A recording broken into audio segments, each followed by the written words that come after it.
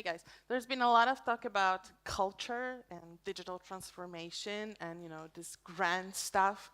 I'm not going to talk about it anymore.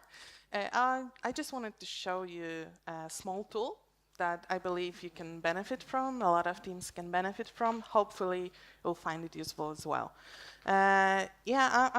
Some of you may know me as a co-author of a book about the role of research in product development, in product design.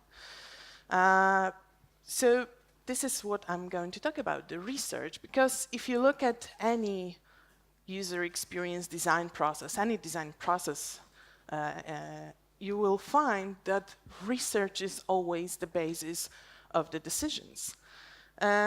So, research is how we learn about people, their needs, their problems, and how we make our decisions.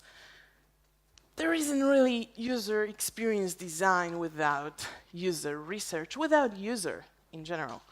But the thing is that I'm not only an author of a book, I'm also a designer, a researcher, a consultant, and I consult with a lot of companies. I help them in building their internal UX teams, and the thing that I keep bumping into all the time is the lack of research, right? So organizations don't do research, or they don't do it as often as they should. Why is that? Why do you think that is? What are the problems? It's complex. Time. And the money, right? Time and the money.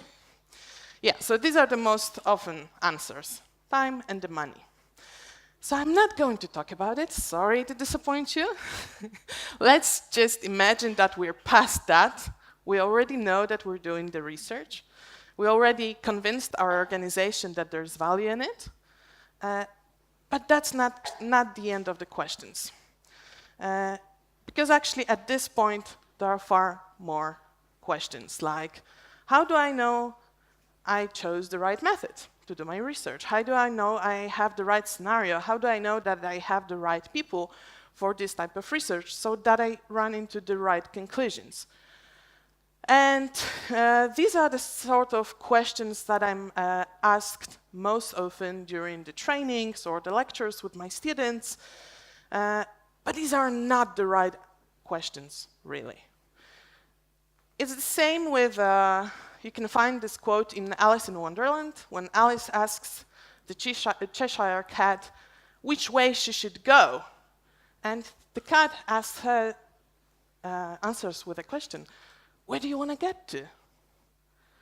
I don't know. Well, then it doesn't really matter which way you go. And it's the same with the research. If you don't know what it is that you're trying to learn, then it doesn't really matter what kind of method you choose. So the right question at this point should be really what it is that I'm trying to learn.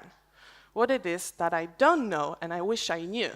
What kind of knowledge can help me make a better decision in our project, in our product. So you should always start with the research objectives. But it's not that easy.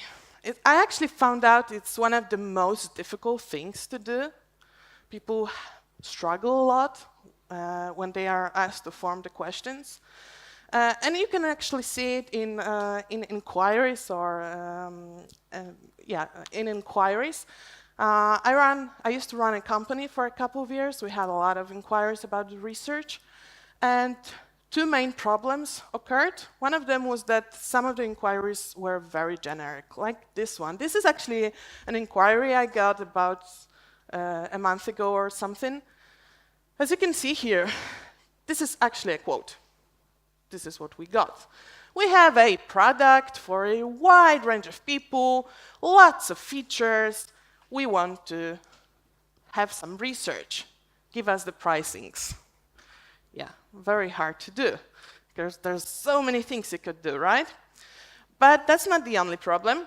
The other one is this type of inquiry. We want 12 eye tracking tests in a usability lab. But if you want to find what it is that they're looking for, what it is that they want to test, what it is that they want to learn, nothing about it. And actually, in this case, also a real life case, when we sat down with our client and asked a bunch of questions and tried to, talk about what it is that you're looking for, we actually ended up doing 6 contextual inquiries, 10 user tests, and no eye tracking whatsoever. Once we knew what was it that we were looking for. So it's not that easy, but actually if you get past this moment, if you already have these questions, it's not that difficult to choose the right method, turns out. So let's look at 2 examples. For example, let's say you want to create some software, some application for planning family budget. And this is what your team came up with. You want to learn what kind of banking products do families use, what tools they use for planning the budget, how many bank accounts they already have, do they have a joint account or separate, and what are the type of features that they already use. As you can see here, there are a lot of questions about what, when, how, in terms of quantity. So if I were to do research about it, I would go for maybe a survey. Maybe I would try to find a research that someone else already did, so do a proper desk research. A lot of answers for these questions you can actually find online already. But if I had a second case like this, a team that wants to create an application for men who expect their first child. There's a lot of media and materials for women expecting their first child, not a lot about men. So they wanted to create something for them. But in order to do so, in order to come up with the idea how to help the men, they needed to learn how do they experience this event. What problems do they occur? What are the types of questions and hesitations they have? How does it affect their behavior in the long period of time? Would I do a survey about that? What do you think? Not really. If we talk about emotions, it's very hard to learn about emotions through a survey, right? So probably you would do some interviews, something that is more personal.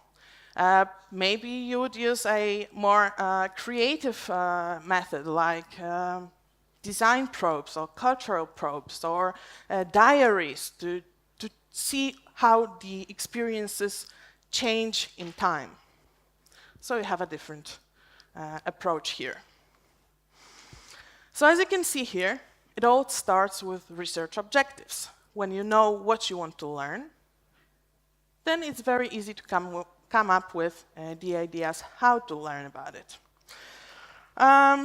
So I was wondering how to help people in preparing the plan for the research.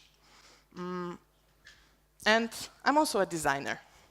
So I like to design stuff, and I like to design solutions. And I decided to approach this problem as a designer by designing a tool. And as I said, I'm a researcher, I'm a facilitator of workshops, and I'm also a very strong believer in teamwork, in collaboration. I believe that if you want to have a good product, you need to have a good team, just like all the people before me have already said. So what do you have if you combine all of those elements?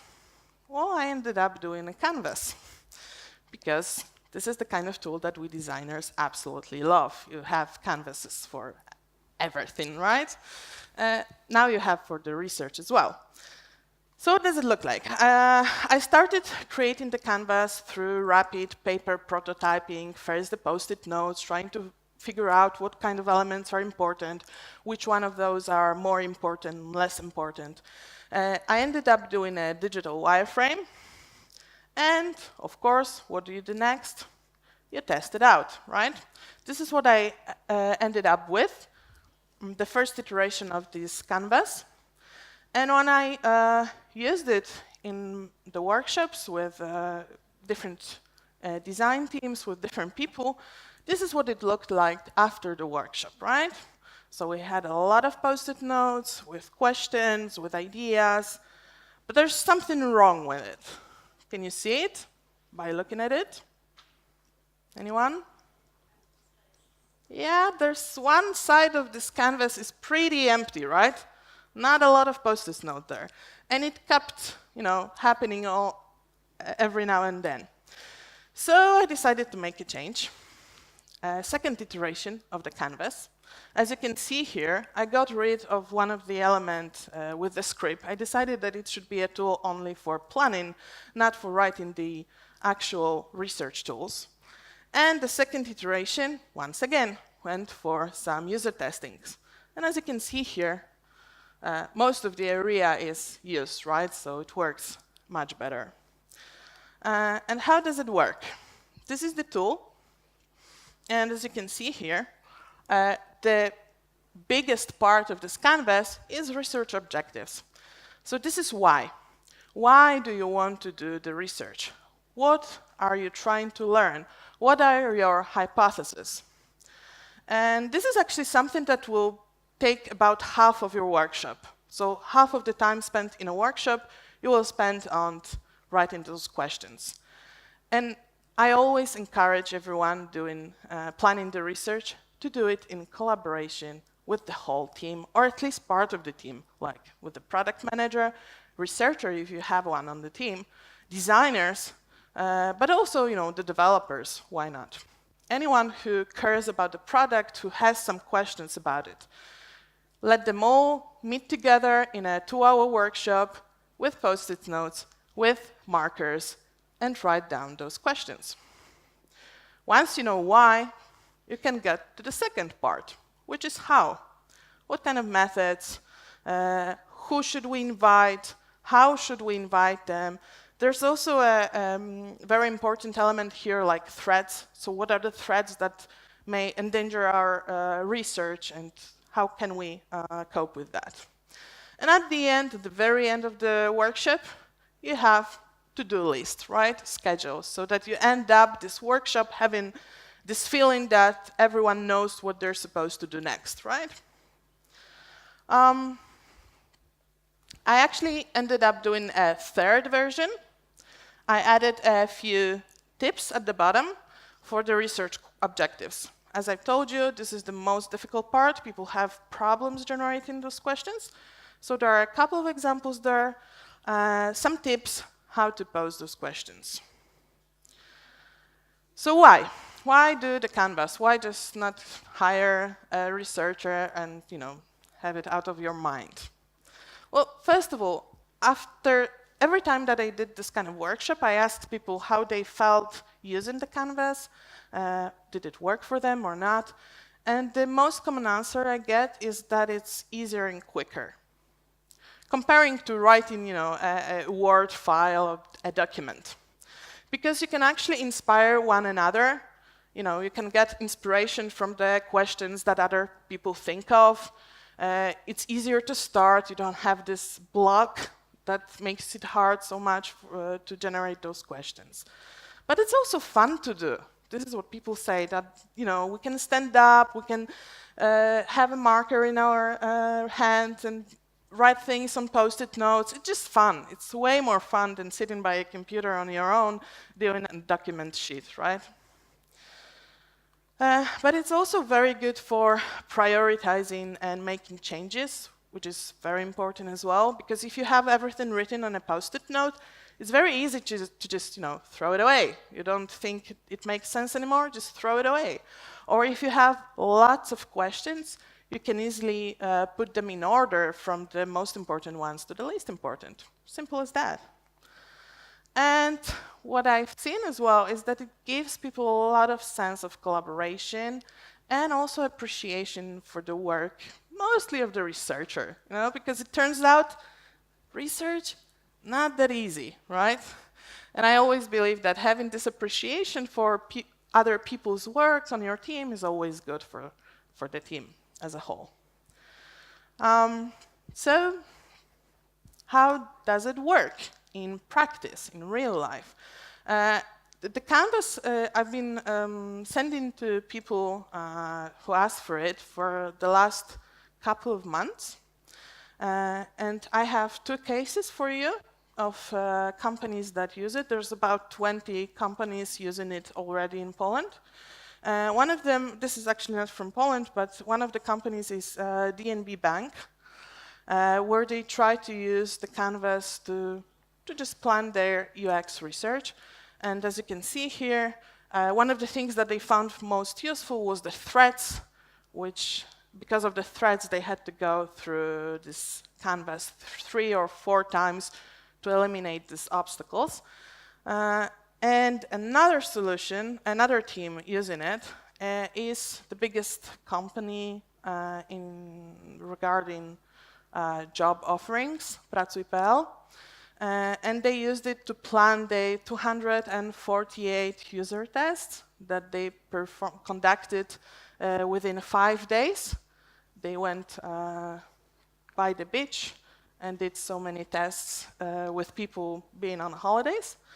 And they had about 12 or 16 different agendas, different themes that they wanted to test. So this was like 16 different researchers, really. And they planned it all, every single one of them, they planned using the Canvas as well. So, if you think that this is something you could use at your company, something that could help your team plan the research, this is where you can get the Canvas from. My recommendation for you is to print it out in A1 or A0 format, so this is a huge one. Take post-it notes, take markers, have a workshop, 2-hour most, at the tops, 2-hour workshop, and after 2 hours you already have planned the research. And you can also email me, and you can get the Canvas from email. So good luck with your research. Thank you. Thank you very much.